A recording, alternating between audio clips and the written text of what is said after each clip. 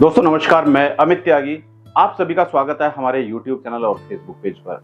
दोस्तों IRDA insurance regulatory and development authority plan कर रहा है इंश्योरेंस एडवाइजर को मिलने वाले फर्स्ट ईयर कमीशन को कम करने की। जी हाँ दोस्तों, आपने बिल्कुल सही सुना। IRDA ने तैयारी कर ली है कि इंश्योरेंस एडवाइजर को जो फर्स्ट ईयर कमीशन मिलता है, ये जो कमीशन मिलता है इसको कम कर दिया जाए। क्यों कम कर दिया जाए? और इंश्योरेंस एडवाइजर के अगर फर्स्ट ईयर कमीशन को कम कर दिया जाएगा तो इस देश में लगभग 25 लाख इंश्योरेंस एडवाइजर हैं। उनके भविष्य का, उनके फ्यूचर का क्या होगा, आज इस वीडियो में हम समझने वाले हैं। तो अगर आप भी एक इंश्योरेंस एडवाइजर हैं और आप भी इंश्योरेंस में काम कर रहे हैं और आप भी जानना चाहते हैं कि अगर कमीशन कम कर दिया जाता है, फर्स्ट ईयर कमीशन, तो इंश्योरेंस एडवाइजर फिर क्या करेगा, इंश्योरेंस एडवाइजर के फ्यूचर का क्या होगा, क्यों कम किया जा रहा है कमीशन, क्या कारण है इसके पीछे, वो सारी बातें आज हम इस वीडियो में समझने वाले हैं। तो अगर आप पहली बार हमारे YouTube चैनल पर जुड़े हैं, चैनल को सब्सक्राइब करना बिल्कुल मत भूलिएगा और साइड में जो बेल आइकन है उस पर जाकर नोटिफिकेशन को ऑल पर सेट कीजिएगा। और अगर आप हमारी वीडियो हमारे फेसबुक पेज पर देख रहे हैं, हमारे फेसबुक पेज को लाइक कीजिए, फॉलो कीजिए। और जो भी इंश्योरेंस एडवाइजर या फिर डेवलपमेंट ऑफिसर और CLI इस वीडियो को देख रहे हैं, अपनी टीम के साथ में इस वीडियो को जरूर शेयर करें, क्योंकि हमारा लक्ष्य है ज्यादा से ज्यादा इंश्योरेंस प्रोफेशनल को ट्रेनिंग देना, उनको ट्रेंड करना, ताकि वो MDRT, Galaxy club, corporate club member बन पाए। तो फ्यूचर में अगर आप भी चाहते हैं इंश्योरेंस के बारे में नई नई अपडेट्स, नई नई वीडियोस, तो जल्दी से चैनल को सब्सक्राइब कर लीजिए। आइए बात करते हैं कि IRDA को ऐसी क्या मजबूरी आ गई IRDA के सामने, जो IRDA को इंश्योरेंस एडवाइजर का फर्स्ट ईयर कमीशन कम करने के बारे में सोचना पड़ा। इंश्योरेंस एडवाइजर जिसकी बदौलत आज LIC of India, life insurance corporation of India इस मुकाम पर है। अगर इंश्योरेंस एडवाइजर इतनी मेहनत ना करते तो शायद LIC आज इस मुकाम तक ना पहुंच पाती।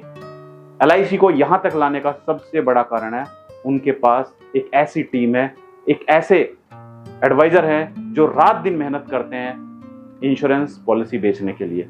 गर्मी में, धूप में, सर्दी में वो कुछ नहीं देखते हैं, वो सिर्फ फील्ड में जाते हैं और इंश्योरेंस पॉलिसी बेचने का प्रयास करते हैं। और अभी LIC अपने कुछ प्रोडक्ट्स ऑनलाइन लेकर भी आई है, लेकिन ऑनलाइन बहुत कम लोग खरीदते हैं। ज्यादा लोग अभी भी इंश्योरेंस एडवाइजर के थ्रू ही पॉलिसी खरीदते हैं। दोस्तों एक बार अभी कुछ टाइम पहले मैं एक व्यक्ति से मिले गुड़गांव में। उस व्यक्ति का नाम था मिस्टर दीपक। मिस्टर दीपक जो रेलवे से रिटायर हुए थे। रेलवे से रिटायर होने के बाद लगभग 60 साल की एज में उनको फंड मिला रेलवे की तरफ से। उन्होंने सोचा कि इस फंड को कहीं पर इन्वेस्ट कर दिया जाए, तो उन्होंने इंश्योरेंस कंपनी के एडवाइजर को बुलाया और इंश्योरेंस कंपनी का एडवाइजर उसके पास आया और इंश्योरेंस एडवाइजर ने उसको रेगुलर प्रीमियम पॉलिसी बेच दी, ये बोलकर कि आपकी पॉलिसी में सिर्फ आपको एक ही बार प्रीमियम पे करना है। अब उसके पास जितना फंड था उसने वो पूरा पैसा रेगुलर पॉलिसी में इन्वेस्ट कर दिया। रेगुलर मतलब 10 साल 15 साल तक उसको प्रीमियम पे करने वाली पॉलिसी दे दी गई। लेकिन एक्चुअल में उसको पता था कस्टमर को कि उसको सिर्फ एक ही बार प्रीमियम पे करना है। लेकिन जब पॉलिसी को 4-5 साल हो गए, उसकी पॉलिसी लैप्स हो चुकी थी, उसको पता चला कि इसमें तो रेगुलर प्रीमियम पे करना था, तो उसको इतना लॉस हुआ, इतना लॉस हुआ। उन सब बातों को देखते हुए, और दूसरा सबसे बड़ा कारण है वो है मिस सेलिंग का। मिस सेलिंग यानी कि जबरदस्ती पॉलिसी बेचना, अपने फायदे के लिए जबरदस्ती पॉलिसी बेचना। बहुत सारे, क्या मैं तो कहूंगा ज्यादातर लोगों के बैंक में अकाउंट है, आपके भी सबके बैंक में अकाउंट होंगे। जब आप बैंक में जाते हो तो बैंक में जाकर आप क्या करते हो, आप अपने अकाउंट को ऑपरेट करते हो। तो वहां पर काउंटर पे ही एक इंश्योरेंस कंपनी का कोई भी व्यक्ति बैठा रहता है जिसका काम होता है इंश्योरेंस पॉलिसी बेचना। वो अपने ग्राहकों को, जो बैंक में एंट्री लेते हैं, उन ग्राहकों को इंश्योरेंस पॉलिसी के बारे में बताता है। लेकिन जो ग्राहक विश्वास करके बैंक में जा रहा है, वो ये सोचकर जा रहा है कि बैंक में उसको उसका पैसा सुरक्षित है। लेकिन बैंक की तरफ से अगर वो लोन लेने जाता है बैंक के पास, तो बैंक उसको जबरदस्ती इंश्योरेंस पॉलिसी बेच देता है। क्यों? क्योंकि मार्जिन इतना है फर्स्ट ईयर में कि अपने फायदे के लिए बैंक उसको जबरदस्ती पॉलिसी बेच देता है। गया वो बैंक में लोन लेने के लिए था, लेकिन उसको इंश्योरेंस पॉलिसी बेच दी गई। तो इन सब चीजों को रोकने के लिए, और एक सबसे बड़ा कारण वो ये भी है कि जो भी नए इंश्योरेंस एडवाइजर हैं जो इंश्योरेंस सेक्टर में आना चाहते हैं, काम करना चाहते हैं और इंश्योरेंस एजेंसी ले भी लेते हैं, लेकिन जब वो प्रैक्टिकली फील्ड में जाते हैं पॉलिसी बेचने के लिए, तो मार्केट में एक चीज सुनने को मिलती है कि मुझे वो एजेंट इतना कमीशन दे रहा है। बस यहीं पर जो नए एडवाइजर है वो सरवाइव नहीं कर पाते और कुछ दिन के बाद वो इंश्योरेंस एजेंसी छोड़कर चले जाते हैं, क्योंकि मार्केट में कुछ लोगों ने, कुछ चुनिंदा लोग हैं जिन्होंने मार्केट खराब कर रखी है कि डिस्काउंट देकर। इन सब बातों पर आईआरडी ने गहन अध्ययन किया और आईआरडी ने इंश्योरेंस कंपनीज के जो सीईओ है उनके साथ मीटिंग की और प्लान किया कि क्यों ना फर्स्ट ईयर कमीशन को कम कर दिया जाए। इंडिया में लगभग 25 लाख इंश्योरेंस एडवाइजर हैं, प्राइवेट इंश्योरेंस कंपनी और एलआईसी को मिलाकर। तो जाहिर सी बात है कि अगर फर्स्ट ईयर कमीशन कम कर दिया जाएगा तो इंश्योरेंस एडवाइजर के फ्यूचर पर तो प्रभाव पड़ेगा ही पड़ेगा। इंश्योरेंस एडवाइजर की जो इनकम है वो कम होगी। आप मुझे कमेंट करके बताइए कि आपको इंश्योरेंस में कितना समय हो चुका है, कितने साल से आप इंश्योरेंस में काम कर रहे हैं, और आपको ये भी पता होगा कि आईआरडी की फुल फॉर्म क्या होती है, वो भी मुझे आप कमेंट करके बताइए। अब बात करते हैं कि अगर फर्स्ट ईयर कमीशन कम हो जाता है तो क्या इंश्योरेंस एडवाइजर को घबराने की जरूरत है, उस पर बात करते हैं। सबसे पहले दोस्तों, अगर कमीशन कम हो जाता है, फर्स्ट ईयर कमीशन कम हो जाता है, तो नए एजेंट्स जो सही तरीके से काम करते हैं, जो कस्टमर की जरूरत को समझते हैं और उसकी जरूरत को समझकर उसको प्लान बताते हैं, उनको घबराने की जरूरत नहीं है। क्योंकि आईआरडी फर्स्ट ईयर कमीशन कम करेगा, लेकिन आगे जो रिन्यूअल कमीशन मिलता है उसको बैलेंस करने के बारे में सोच रहा है। यानी कि जितना टोटल, अगर 15 साल की पॉलिसी है, 15 साल में एडवाइजर को जितना कमीशन मिलेगा, तो पहले साल ज्यादा कमीशन ना देकर इसको डिवाइड कर दिया जाए बाकी टर्म में। कुछ ऐसा प्लान आईआरडी कर रहा है, उस पर बात चल रही है। बहुत जल्दी ही इस पर कुछ ना कुछ डिसीजन आने वाला है। दूसरा, इसका फायदा नए एजेंट्स को होगा, क्योंकि नए एजेंट्स जब मार्केट में जाते हैं इंश्योरेंस पॉलिसी बेचने के लिए, तो हर कोई यही बोलता है कि मुझे कितना डिस्काउंट आप दोगे। अब वो इंश्योरेंस एडवाइजर जिसने अभी 2 महीने पहले ही इंश्योरेंस एजेंसी ली है, वो कहां से कमीशन देगा, कैसे कमीशन देगा, क्योंकि उसको तो इतनी इनकम है नहीं उसकी कि वो उसको कमीशन दे या डिस्काउंट दे।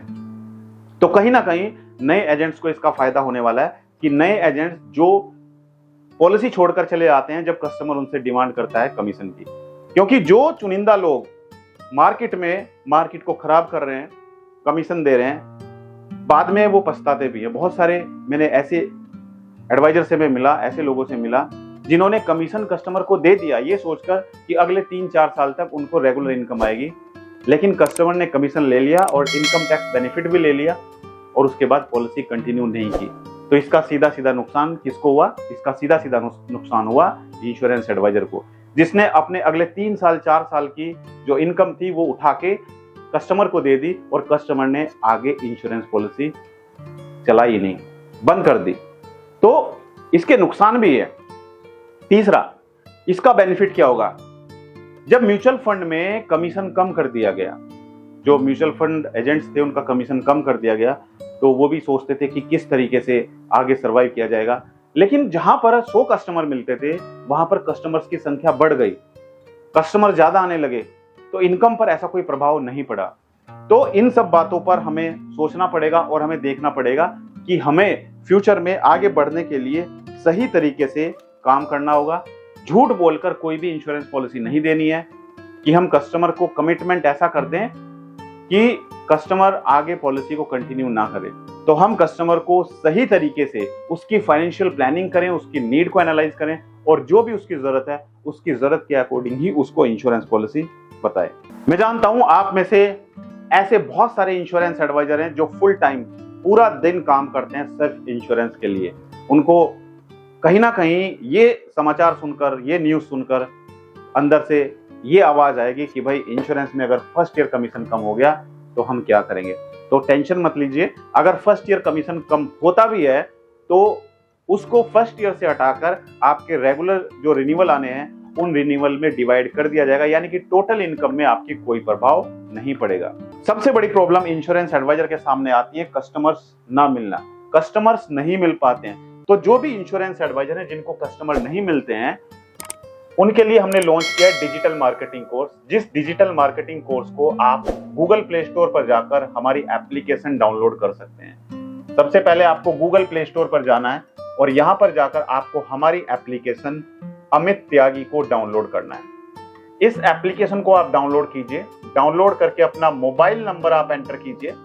मोबाइल नंबर एंटर करने के बाद आपके मोबाइल पर एक ओटीपी आएगा, वो ओटीपी आप एंटर कीजिए तो आप हमारी एप्लीकेशन में लॉगिन हो जाएंगे। लॉगिन होने के बाद आपके सामने डिजिटल मार्केटिंग कोर्स होगा। इस डिजिटल मार्केटिंग कोर्स को आप ज्वाइन कर सकते हैं। यहाँ पर हम आपको सिखाएंगे कि किस तरीके से आप अपने लिए गूगल, यूट्यूब और फेसबुक के द्वारा कस्टमर ढूंढ सकते हैं।